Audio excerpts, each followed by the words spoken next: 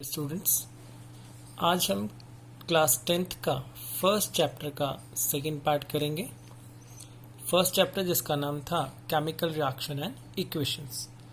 इससे पहले हमने 2 लेक्चर्स किए और जिसमें एक पूरा लेक्चर हमने how to balance chemical equation उसके बारे में किया था।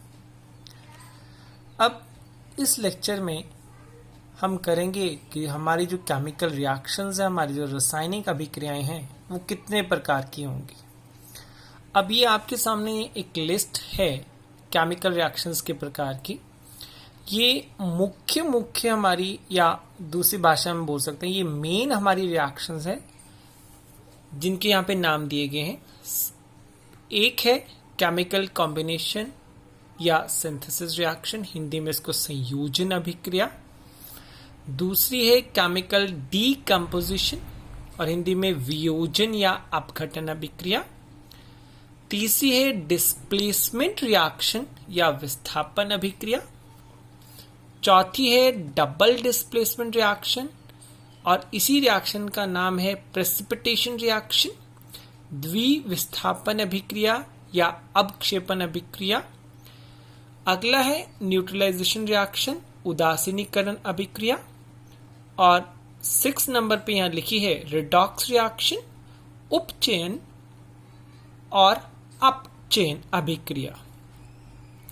अब ये जितनी भी अभिक्रियाएं हैं हम सभी को एक एक करके करेंगे। सबसे पहले है हमारे पास केमिकल कॉम्बिनेशन रिएक्शन। इस लेक्चर में हम सिर्फ केमिकल कॉम्बिनेशन के बारे में ही करेंगे। अब जैसे यहाँ डेफिनेशन दी है, chemical reaction in which 2 or more than 2 substances combine together to form a new product is called combination reaction। रासायनिक अभिक्रिया जिसमें 2 या 2 से अधिक पदार्थ आपस में मिलकर एक नए उत्पाद का निर्माण करते हैं, उसे संयोजन अभिक्रिया कहते हैं। अब यहां ध्यान से देखिए, यहां पे 2 सब्सटेंसेस हैं।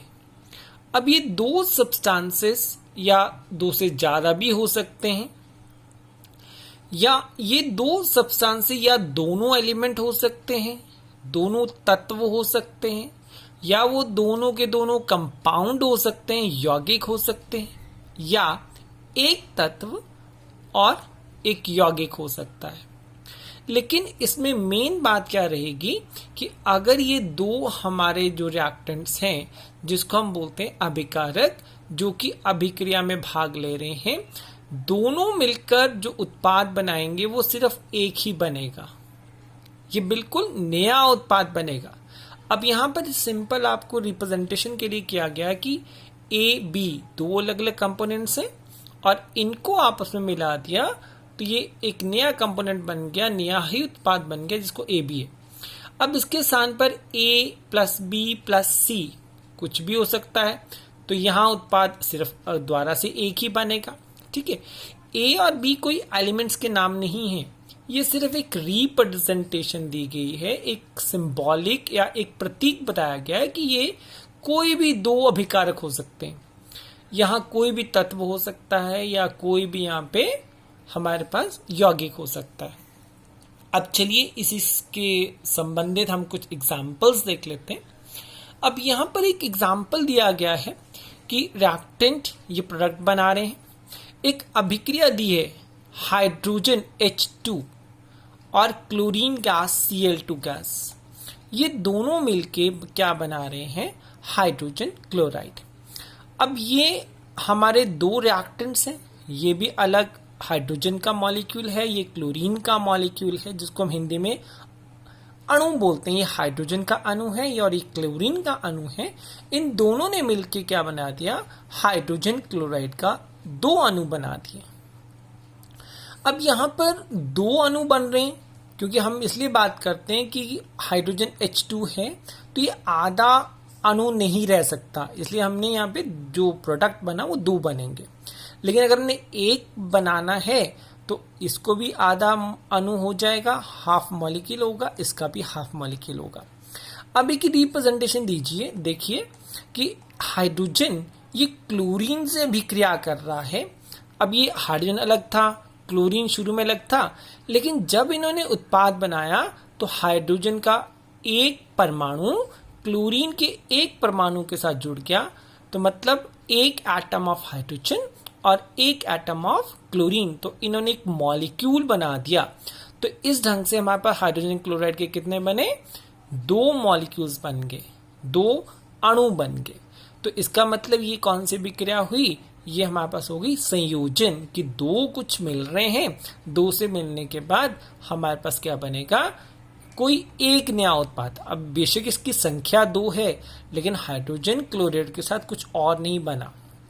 सिर्फ हाइड्रोजन क्लोराइड के हम बोल सकते हैं अणुओं की संख्या ज्यादा है, लेकिन हम ये नहीं बोल सकते कि कुछ इसके अलावा कुछ और बना है। तो इस प्रकार की अभिक्रियाएं जिसमें 2 अलग अलग जो हमारे पास रिएक्टेंट्स हैं वो कंबाइन होंगे और एक नया प्रोडक्ट बना देंगे।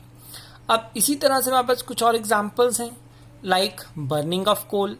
अब हमारे पास कोल है, हमारे पास कोई भी कंबस्टिव मटेरियल कोल है, या हम वुड की बात करते हैं तो इसको हम कार्बन से रिप्रेजेंट करते हैं। ग्रेफाइट है, उसको भी हम कार्बन से रिप्रेजेंट करेंगे। तो ये कार्बन क्या कर रहा है, ऑक्सीजन के साथ कंबाइन कर रहा है, तो कार्बन डाइऑक्साइड गैस बन रहा है। अगेन अब यहाँ देखिए 2 अलग अलग रिएक्टेंट्स हैं, तो एक प्रोडक्ट बन गया। उसी तरह से हाइड्रोजन और ऑक्सीजन ये दोनों आपस में अलग अलग रिएक्टेंट्स हैं, इन्हें कंबाइन करके क्या बनाना है, एक हमारे पास वाटर बन रहा है, 2 मॉलिक्यूल्स बन रहे हैं वाटर के। तो यहाँ पर ये भी हम बात कर सकते हैं, अगर वैसे करें तो ये भी एलिमेंट है, ये भी एलिमेंट है, और ये कंपाउंड बन गया। ये भी हाइड्रोजन का एलिमेंट है, ऑक्सीजन का एलिमेंट है, ये वाटर का कंपाउंड है, मतलब ये भी तत्व है, ये भी तत्व है, और ये यौगिक है। अब यौगिक वाली परिभाषा आपने 9th क्लास में की थी कि यौगिक क्या होता है, कोई भी पदार्थ जिसमें 2 या 2 से अधिक जो तत्व हैं वो एक निश्चित अनुपात में मिलते हैं। What is a compound? A compound is a substance in which 2 different elements are present together in a fixed ratio. लेकिन हम ये एग्जांपल कर रहे हैं कॉम्बिनेशन रिएक्शन का, तो 2 अलग अलग एलिमेंट, एक कंपाउंड।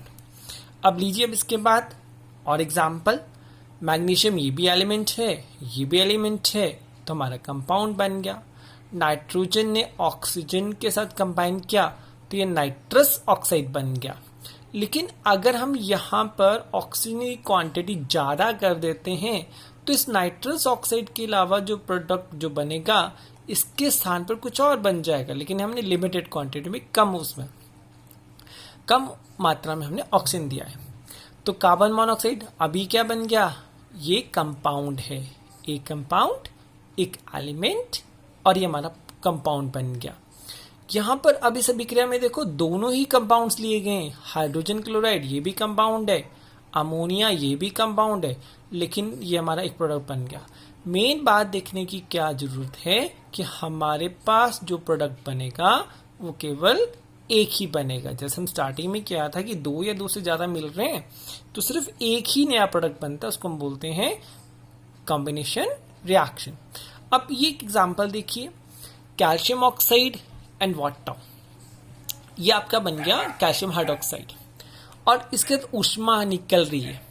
अब ये एग्जाम्पल जो आपके पास है चूना, जब इस चूने को कैल्शियम ऑक्साइड को पानी में डालते हैं तो पानी में डाल के बनता है कैल्शियम हाइड्रोक्साइड, जिसको हम इंग्लिश में बोलते हैं स्लेक्ट लाइम, और हिंदी में इसको हम बोलेंगे भुजा हुआ चूना। अब ये भुजा हुआ चूना है, यही कारण है कि जब हम कैल्शियम ऑक्साइड को पानी में डालते हैं तो कुछ साउंड से आते, कुछ बबल्स निकलते हैं, क्योंकि वहां पे जो अभिक्रिया होगी उस अभिक्रिया के कारण हमारी हीट बनेगी और हीट पानी को थोड़ा सा गर्म करने की कोशिश करेगा। तो ये जब हमारे पास ये स्लेक लाइम बन गया, इसी स्लेक लाइम को क्या करते हैं, जब इसको पानी में घोल के इसका विलयन बन जाता है, ए क्यों मतलब विलयन। अब इसको हम यूज कहाँ करते हैं, इसका यूज करते हैं हम व्हाइट वॉशिंग के लिए, घर में सफेदी करने के लिए। अब सफेदी करने के लिए हमने क्या किया कि जब इसकी कोटिंग हमने दीवारों पर की तो दीवारों पे क्या हमारे पास carbon dioxide gas. Carbon dioxide gas कहाँ से आई, ये आई हमारी वातावरण से, एयर से।